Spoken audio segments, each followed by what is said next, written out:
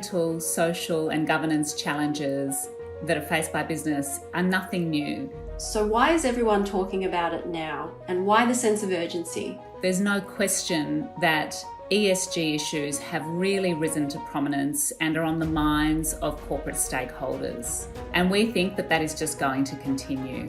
The good news is it's not too late to get in front of the change if you act now and plan accordingly. And the benefits of getting it right go beyond compliance.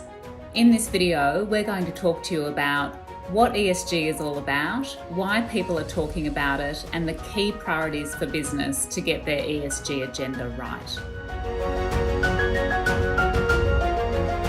The three pillars of ESG, environment, social and governance, require businesses to scrutinise what they're doing to ensure that it is sustainable and responsible. Different issues fall under each of those pillars. The E, or environment, is currently dominant within ESG, and climate change is very dominant within the environment pillar. But also issues like water scarcity and resources scarcity, waste, play a key role in the E pillar as well. In terms of the S, social, what we're talking about there is social impacts on stakeholders, and that often equates to human rights impacts.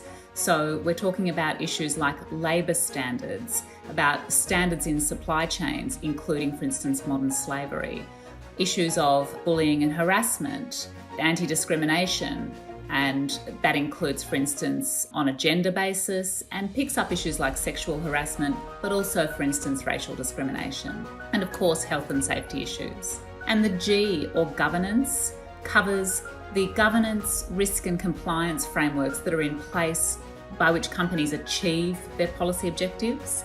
And it also covers integrity and accountability issues. So it picks up issues like anti-bribery, conflicts of interest as examples.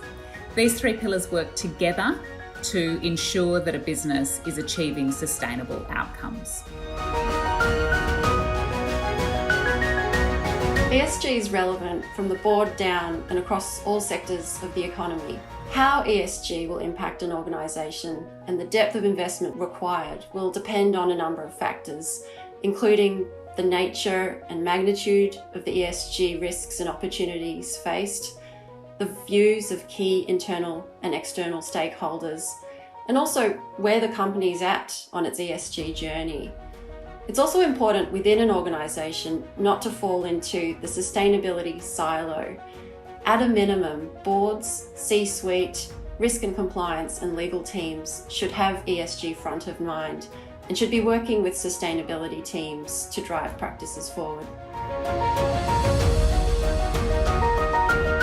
Given the breadth and magnitude of ESG issues and the pace of change, it can be quite overwhelming.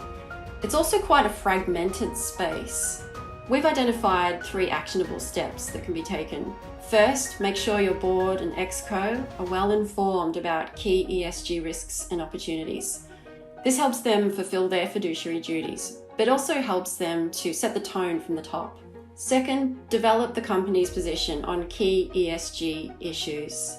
You might want to consider establishing a cross-functional team to look at soft law standards that are relevant to your business, look at what peers are doing, examine what stakeholder expectations are, and put together a set of core commitments that the company can measure itself against.